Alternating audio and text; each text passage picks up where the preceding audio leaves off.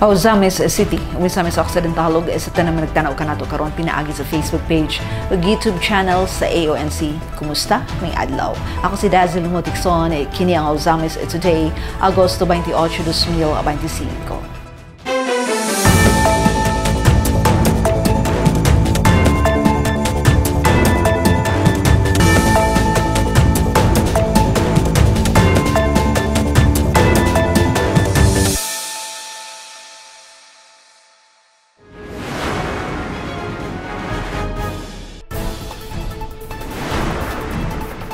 First ever Regional Fire Olympics na gipakayon sa Misamis Occidental, malampuson. Suporta sa Team Asinso, bugos nga gipasalamatan. Governor Waminal gipasigarbo ang nakabot nga mga kalampusan nga nakaamot sa padayon nga pag-asinso sa probinsya. Asinso Rice Farmers Full Assistance Program bugos nga suporta sa mga mag-uuma, garantiya sa barato ug maayong bugas para sa tanang Misamisnon. National Heroes Day nag-ila sa tinuod nga kaulugan sa pagkabayani ug sa moderno nga mga bayani. Sa police report, street-level individual sikop sa bypass operation sa Barangay Bacolod. Higalang pulis may bisita ug mihimamat sa mga kabataang Usamisnon. 34,000 nga hospital bill sa usa ka mahan nga gisiro sa Asinso Free Hospitalization Program gipasalamatan. Aniya ang detalye sa Pauzames Today. First ever Regional Fire Olympics nga gipahigayon sa Misamis Occidental, malampuson suporta sa Team Asenso, pugos ng pasalamatan. Aniya ang report.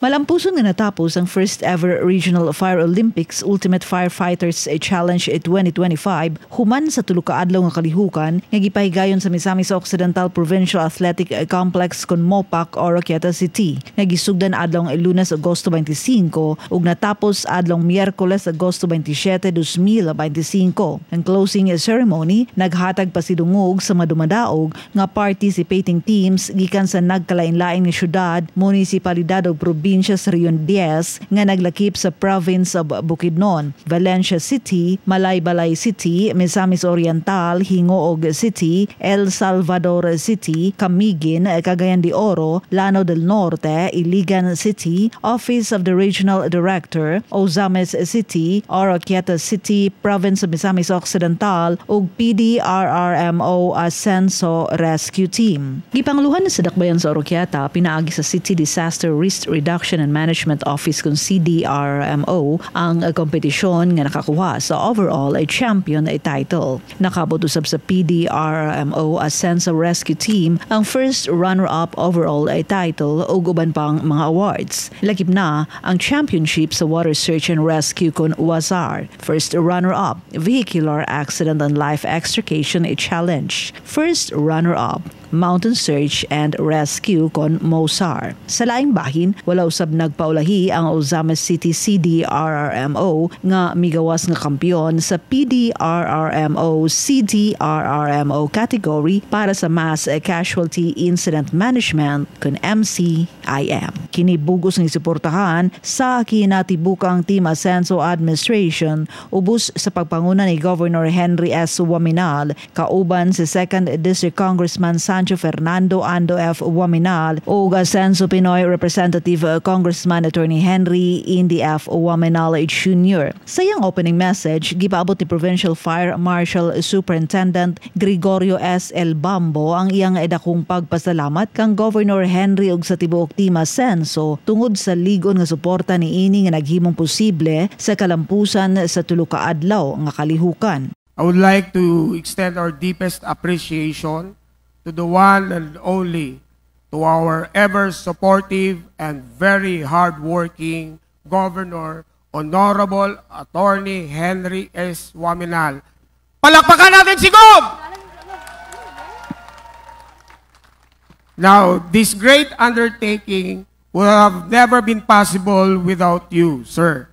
Your support and guidance are actually the founding stones to the success of this event.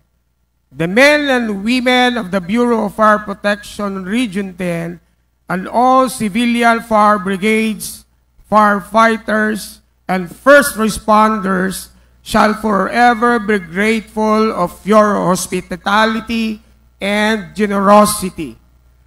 I would also like to acknowledge the supportive and dedicated public officials of Misamis Occidental. Pag-congratulate sab niya sa tanang participating teams ug mga dumadaog. Congratulations to all the participants, the champions of RFO 2025. Your passion and perseverance reflect the true spirit of service. Mabuhay ang ating bombero at mga first responders. Asenso Misok! Samang pahalipay usab ang igipaabot ni Deputy Chief for Operations sa BFP National Headquarters, Fire Chief Superintendent Wilberto Rico Neil A. Kwan Chu. Diin nagpunto usab sa mahinungdanong papel nga gikuptan sa mga bombero. So as your Deputy Chief for Operation, I am truly delighted to see everybody joining, enjoying, and competing to the Ultimate Firefighters Challenge. Once again, congratulations from the bottoms of my heart. We all know that our job requires the highest level of competence and utmost commitment. Hindi lang ho to bilang isang bombero, kundi bilang isang responders at rescuers.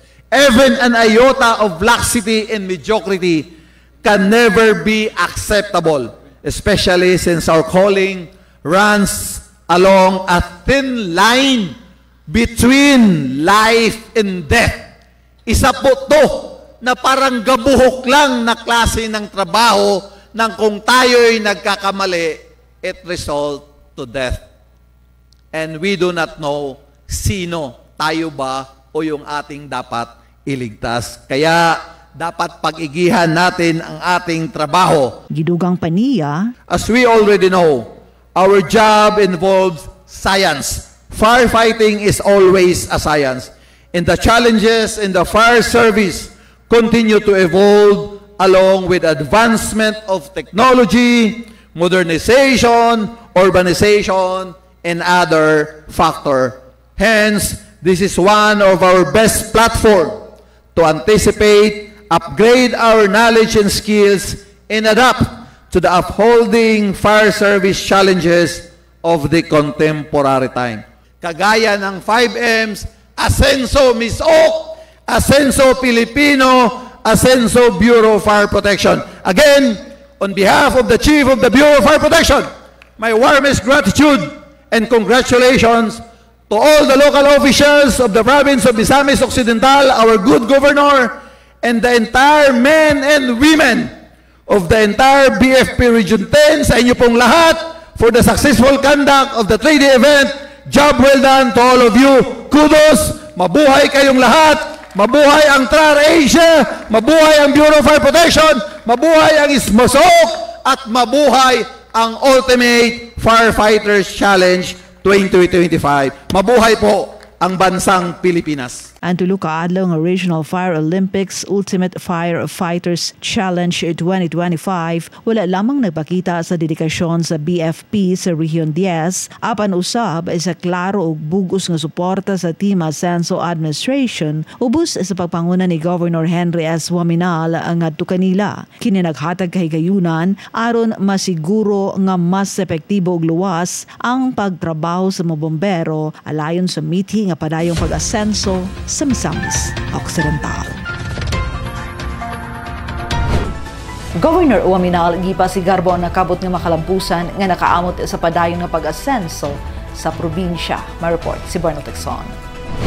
Sa padayong pag-asenso sa Misamis Occidental nga makita sa mga programa, proyekto ug serbisyo nga dako og natabang sa pag-asenso sa kinabuhi sa katawhan sa probinsya. Gipasigarbo ni Governor Henry S. Waminal atol sa opening sa first ever Regional Fire Olympics Ultimate Firefighters Challenge 2025 nga gipahigayon dito sa Misamis Occidental Provincial Athletic Complex Conmopac, Oroquita City adlong Lunes, Agosto 25, 2025. Sa iyang pambukas nga mensahe gipasabot sa gobernador nga ang probinsya dili lamang nagpasigarbo isip host sa naiskutan nga kalihukan apan isip usa ka probinsya nga nakahimo og makasaysayanong kalampusan sa pag-asenso. Lakip niining ang bag-ong milestone milestone nga naangkon sa Misamis Occidental ang pag-apil niini sa top 5 performing provinces sa tibuok nasod.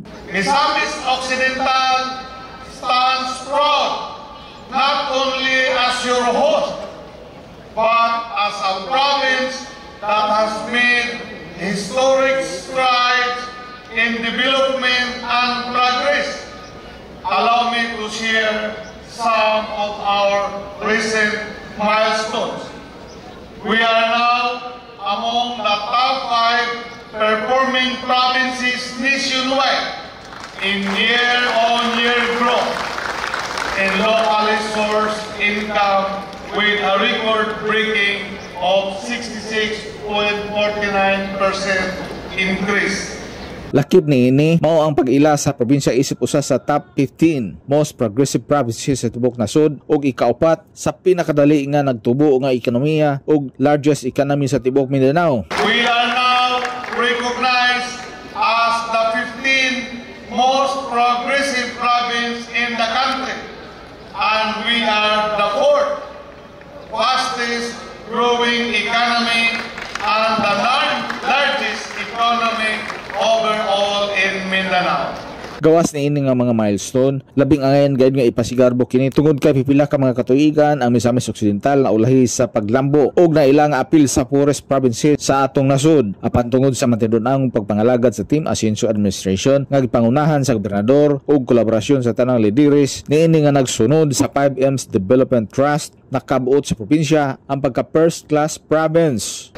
And most notably, coming from one of the poorest provinces before, we are now reclassified as a first-class province.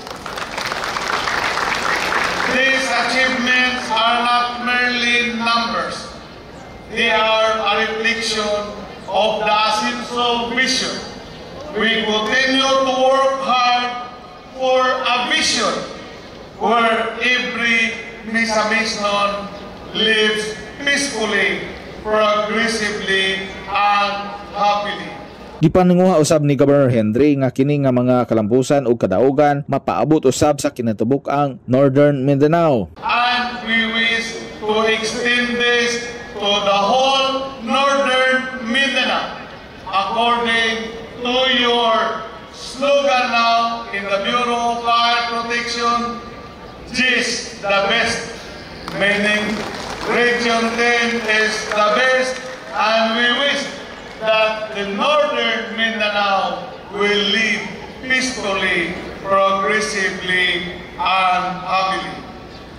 Ang kalampusan nga naangkon sa probinsya nagpakita nga ang Misamis Occidental padayon nga nagpanaw padulong sa gitinguhan niini nga pag-asenso pinaagi sa ligon nga paningkamot sa mga lideres sa Team Asencio nga panguluhan ni Governor Henry Sibilia Huaminal, inubadan nila ni 2nd District Congressman Sanso Fernando Ando Huaminal, Asencio Pinoy Representative Congressman Attorney Henry Endo Huaminal Jr. ug Gusami City Mayor Sam Norman Puentes. Masaligon nga ang naangkon nga mga kadaugan sa probinsya mapaligon pa nga mamahimong ehemplo nga maghatag inspirasyon sa kinatubuk-ang rehiyon.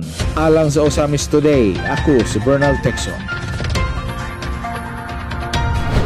Salamat Bernal. Asencio Rice Farmers Full Assistance Program bug-os nga suporta sa mamag-uuma, garantiya sa barato ug maayong bugas para sa tanang Misamisnon. Ani ang madetalye. Usa ka bagong kapitulo sa agrikultura ang gisulat sa probinsya sa Misamis Occidental ubos sa liderato ni Governor Henry S. Huaminal pinaagi sa Asencio Rice Farmers Full Assistance kun ARFA program. Pinaagi niini mas napalambo ang kinabuhi sa 14,018 ka mamag-uuma nga nag-ugmad sa 4,997 ka mga hektarya nga umahan. Kauban ng Department of Agriculture kun DA giatagan sa bugos nga suporta ang mga mag-uuma sa probinsya gikan sa land preparation, binhi, abuno, serbisyo sa post-harvest hangtod sa direktang pagpamalit sa ilang palay. Ang tumong mapadako ang ani, maminosan ang gasto ug masiguro nga mas dako ang kita sa mga mag-uuma. Sa unang termino ni Governor Huaminal, misaka ang rice productivity gikan sa 4.6 ngadto sa 5.3 tons matag hektarya. Timaan nga naglihok og ug epektibo ang programa. Mas malipay pagayod ang mamag-uuma kay gipalit sa probinsya ang ilang palay ug mas taas og 2 pesos kada kilo kumpara sa presyo sa mga traders. Dugang pa sa libre nga milling services pinaagi sa mga rice facilities nga gipanag-iya sa LGU.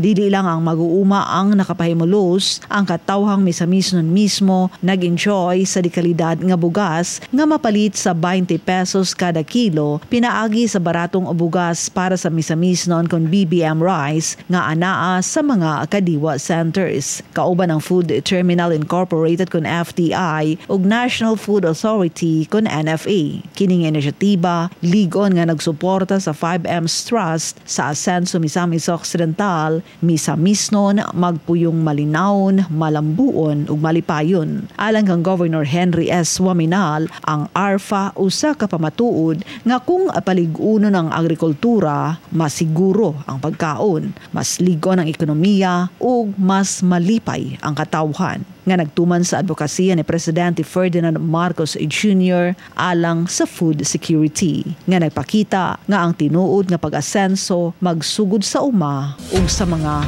mag-uuma mismo. National Heroes Day nag-ila si tinuod nga kahulugan sa pagkabayani ug sa modernong mga bayani. Mibalik alang sa mga detalye si Bernal Dixon. Subay sa pagpasidungog sa makahuluganon ug dakong kontribusyon sa mga bayani sa nasod nga nahimong hinungdan sa mga pribilehiyo ug kagawasan nga kasamtangang natagamtaman sa katawhan atol sa pagsaulog sa National Heroes Day Agosto 25, 2025 sa Prospera Park atubangan sa Osamis City Hall nga gidumala sa Asenso Osamis Administration. Ubos sa pagpangulo ni Mayor Sam Norman Go Puentes, gipaabot niya ang iyang mensahe pinaagi sa iyang kapikas ug representante nga si Department of Education Region 9 Director Dr. Ruth L. Fuentes. Diin gipasabot niya ang tinuod nga konseptong kahulugan sa usa ka bayani, lakip na ang pag-ila sa mga makabagong bayani ug ang kodigo sa pagkamamamayan at kagandahang asal nga gilagda sa kanhi Pangulong Manuel L. Quezon. Matud pa ni Dr. Ruth, ang pag-ila sa usa ka bayani dili lang ikabase sa tradisyonal nga pagsabot nga kinahanglan mamatay ug isakripisyo ang kinabuhi aron maila ug matawag nga bayani, kundi makita o maila usab kini sa mga makabagong bayani sama sa mga overseas Filipino workers kung OFWs, mga magtutudlo, sundalo, kapulisan o bisan ang mga yanong nga mga lungsuranon nga matinud-anong nagserbisyo alang sa katawhan o sa syudad. Usa-usab sa gipasabot ni Dr. Ruth mao ang kodigo ng pagkamamamayan at kagandahang asal ni Quezon o Quezon's Code of Citizenship and Ethics nga naglangkob sa 16 ka mga baruganan sa pagkamamamayan ug kagandahang asal. Din iyang gilauman nga mahimo kining kabahin sa adlaw-adlaw nga kinabuhi sa matag usa kanato. Sabi niya, kailangang ang kodigo ng pagkamamamayang Pilipino na isinulat ng dating Pangulong Manuel L. Quezon ay basahin mo, ipaintindi, ipaunawa, ipaalala at naway maging bahagi ng pang-araw-araw na buhay ng bawat isa sa atin. Mahaba ito, 16 na utos, 16 na pamantayan ng buhay na sana hindi man natin maisabuhay lahat ng iyon, ay marami doon, alam ko na isinasabuhay na natin, ngunit pilitin natin na maging bahagi ng ating pang-araw-araw na buhay. Pagkamamamayan at kagandahang asal gilagda subay sa atas tagapagpaganap bilang 217 or Executive Order number 217 nga gipatuman kaniadtong Agosto 29, 2039. Ang kodigo ng pagkamamamayan at kagandahang asal ay isinulat ng ating dating Pangulong Manuel L. Quezon. Atas tagapagpaganap bilang 217 na ipinisinaya at isinakatuparan noong ika-29 ng Agosto, taong 1939. August 29, 1939. Lakip usab sa iyang gihisgutan mao ang makasaysayanong Kuta Fort sa Dakbayan isip pananglitan sa ika-16 ka mga baruganan sa pagkamamamayan ug kagandahang asal nga nag-ingon to quote, gamitin at linangin ang ating likas na yaman at pangalagaan ito para sa susunod na salinlahi. Ang mga kayamanang ito ang minana pa natin sa ating mga ninuno. Huwag mong gawing kalakal ang iyong pagkamamamayan. Unquote. Natutuwa ako sa pag-iikot kasi nandito pa rin yung kota na alam ko na sana ibigyan tayo ng pagkakataon na marinig sa itaas ang kasaysayan ng fort at ng kota dito sa Ozamis. Isulong natin yung tinatawag na kasaysayang lokal o local history. Alam kong napakayaman ng lokal na kasaysayan ng Ozamis at ng buong lalawigan. So, I look forward to working with our historians, local historians here, at sana pagpupugayan sa mga ninuno natin dito sa mga Ozamis Nons. Ang pagsaulog sa National Heroes Day sa Dakbayan sa Ozamis, wala lamang nagpasabot sa tanan sa tinuod nga kahulugan o konsepto sa pagkabayani ug pag-ila sa dakong kontribusyon sa mga bayani sa nasod. Apan nagpatinausab kini sa mahinungdanong papel sa mga makabagong bayani o gilauman nga pinaagis sa 16 ka baruganan sa pagkamamamayan at kagandahang asal. Kini mahimong giya sa adlaw-adlaw nga pagkinabuhi. Alang sa Ozamis Today, ako si Bernal Texo.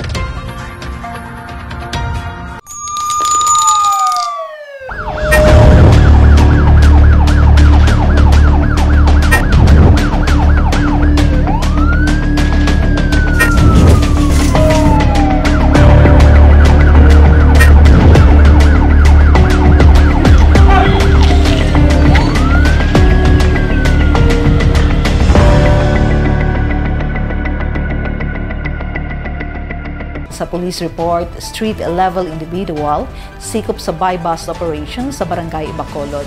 Giatuan ug tutukan ni Leoncio Medallo ang maong balita. Ani ang report. Alas 9 ang takna sa gabi, Agosto 26 ning tuiga, gihilusad sa mga personay sa Ozamis City Police Station sa pagpanguna ni Investigation Officer Police Captain Alpi Sabadukya ubos sa supervision ni OIC Chief Police Lieutenant Colonel Harvey Avillanosa ang usa ka buy-bust operation sa Purok Rizal, Barangay Bacolod, Ozamis City nga may resulta sa pagkasikop sa usa ka street-level individual kon SLI nga nailhan sa alias Ayan, 36 anyos, ulitaw og usa ka construction worker. Sa interview kang Bacolod punong Barangay Dionisio Detalya, iyang isa-isay nga ang maong suspitsado temporaryo lamang nga nagpuyo sa ilang barangay apan sumala pa niya residente ini sa Barangay Doña Consuelo. Siya dili gini taga Bacolod siya, taga Delia gini siya. Nakahibaluan ni si Kapitan Roski Fiel. Pero ang asawa ni taga diri man gis Bacolod dayon sa una diri pa to tagapuyo ko na sila diri dayon imbalhin na pud las bilya. Mo kay ang amahan aning balaya katumantong nabaybas pod katong tulo katong papa to sa iyang asawa. Bali ang ugangan. Yang ugangan. Then mong nahitabo wa na may naginusara ra magputos ri. Wa na may nagpuyo di natural anak ba to niyang asawa niya. Mo na nga pag human sa pangutong pangmahitabo sila na po dayo ming puli diri og puyo. Sa gipagayon nga transaksyon tali sa poster buyer ug kang alias Ayan, napalit gikan kaniya ang usa ka rectangular heat cell transparent chassis nga dunay sulod sa gituang shabu. Sa gihimong pagbody search sa suspitsado, lakip na ang pagsusi sa single nga motorsiklo niini nga gisaksiyan mismo ni punong Barangay Detalya, representante sa DOJ ug mga sakop sa local media. Nakumpiska gikan sa iyang posisyon ang 5 ka heat cell transparent transparent chassis sa gituang ni Shabu, usa ka transparent plastic ziplock, usa ka 500 piso bill nga mao'y gigamit nga mark money, 5 ka mga nirulyo nga wala magamit nga aluminum foil, 2 ka improvised fuel needle, usa ka empty seasoning mix container. Di na diskubre o gisulod ang 2 ka sachet sa gituang Shabu o usa ka unit nga Yamaha Biga 1. Ang mga nakumpiskang illegal nga droga gibana-banang adunay gibugaton nga 1 ka gramo o adunay street value nga mobalor og 6,800 pesos. Ang suspetsado temporaryong gidetiner sa kustudiya sa Osamis City Police Station alang sa hustong disposisyon samtang giandam ang tukmang kaso bato kaniya nga mao ang paglapas sa Section 5 ug 11 sa Republic Act 9165 o Comprehensive Dangerous Drugs Act of 2008. Sa kalampusan sa mga operasyon, pasalamat ang ipadayag ni Kapitan Detalya ngadto sa tibuok pirsa sa kapulisan sa Osamis o gingon man uban ang makanunayong suporta sa mga lidere sa probinsya alang sa ilang padayon og lig-on nga paningkamot sa pagbatok sa pagkuyanap sa illegal nga droga. Nini hangyo ni Kapitan Detalya ngadto sa tanan. Isip amahan sa barangay sa Bacolod. Hangyo lang ko sa tanang mga tao. Kanagi tay dudahan gali. Ipaabot na ko, very pwede punta mo rin sa itong kapulisan kay para maputol ginato. Ang ako lang yun sa constituent sa barangay Bacolod. Salamat kay sa tanan sa Miko Ferret, no? Dari sa akong barangay.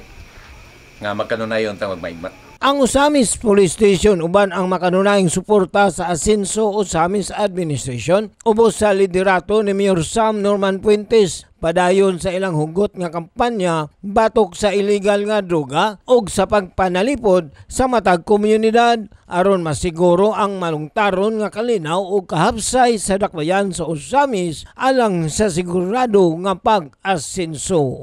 Alang sa Osamis Today, ako si Leoncio Medali. Salamat Leoncio. Higalang a pulis may bisita o mihimamat sa mga kabataang o sa misnon. Ania si Glenn Ray Ruluna. Alang sa mga detalye. Alayon sa pagsaulog sa Ligo ng Kabataan, gipaunahan sa Osamis City Police Station na ubos sa pagpangulo ni Police Lieutenant Colonel Harvey Serrano Villanosa, pinaagi ni Police Master Sergeant Ana May S. Seriales ang usa ka outreach program sa Barangay Mintering na doon nakalabay nga adlaw. Ibasugdan nini ang kampanya batok sa illegal nga droga o pagpasabot sa Republic Act 1131-3 kon Safe Space Act ug ang Republic Act number 11930 kon Anti-Usaic Act. Giyati man usap ang mga kabatanunan pinaagi sa paghatag og IEC materials ug ang hotline keychains aron nya mapalig-on ang proteksyon ug suporta kanila. 37 ka mga batanon ang mitambong ug nakadungog sa mensahe nga ang paggamit og droga makadaot sa kaugmaon samtang ang drug-free nga kinabuhi naghatag og dugang oportunidad. Gisaysay usab nga ang mga balaod nga nagapanalipod sa kabatanunan batok sa harassment, diskriminasyon ug online sexual abuse. Gipahinumduman sila nga sila ang kaugmaon sa komunidad ug gidasig nga mamahimong modelo sa kalinaw ug respeto. Ang kalihukan natapos sa malinawon nga nagpakita sa lig-on nga pagtinambayayungay tali sa PNP ug katawhan alang sa mas luwas ug maalamon nga henerasyon. Alang sa Osamis Today, kini si Glenn Ray Ruluna.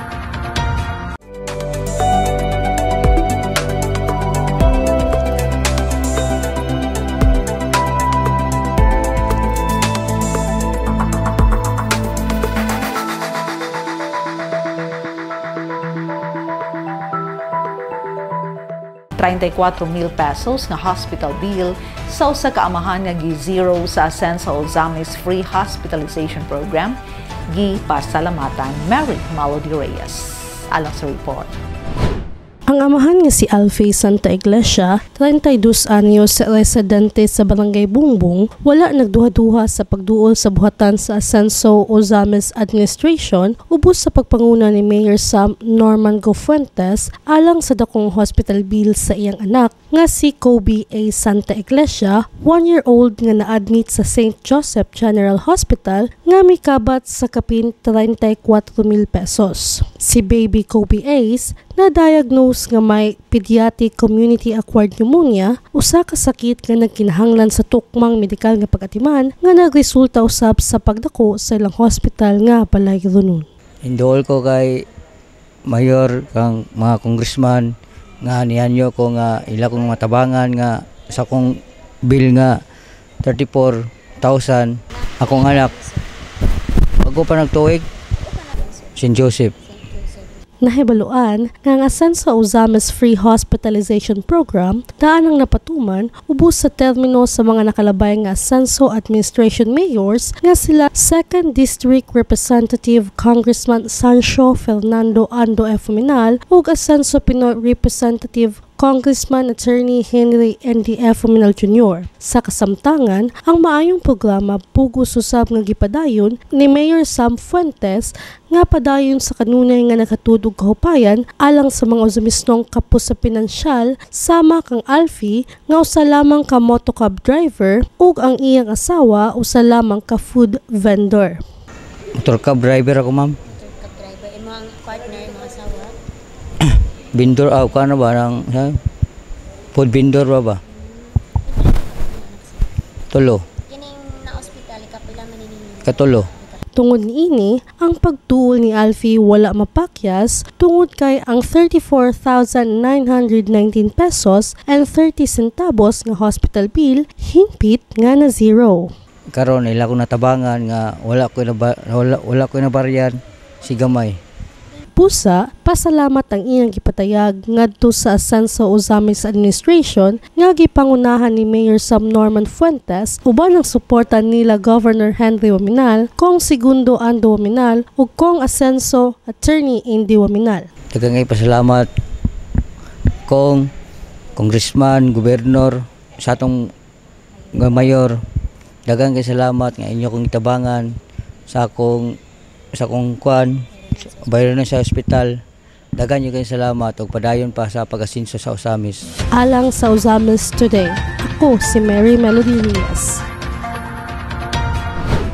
Salamat Mel, ang Ozames rihatod kanato nga serbisyo publiko sa kanunay Ascenso Ozames Administration ubos sa pagdumala ni Mayor Attorney Sam Norman Co. Fuentes pinaagi sa Ascenso Ozames News Channel. Alang sa dugang impormasyon ug sa dugang balitang Ascenso, please follow our official Facebook pages. Sam and Norman Fuentes, Attorney Indy Waminal, Kong Ando Waminal, ug Ascenso Ozames News Channel, and please subscribe to the official AONC YouTube channel diin makita usab ninyo nga naka-stream live ang among mga programa. Sa ngalan sa kitibukang AONC team, Yonsho Medallo, Bernal Texon, Adoni Dicena, June Purgatorio, Ares Carpio Kim Atangaro, Macjul Malinis, Mary Melody Reyes, Angela Mecarante, Mary Ana Lumapas, Zander Dalid ug si Glenn Ray Roluna sa Misamis News Network. Ako si Dazzle Texon, daghang salamat. Kanunay Ascenso Ozames, padayon Ascenso Segundo Distrito, Ascenso Misamis Occidental, Ascenso Pinoy.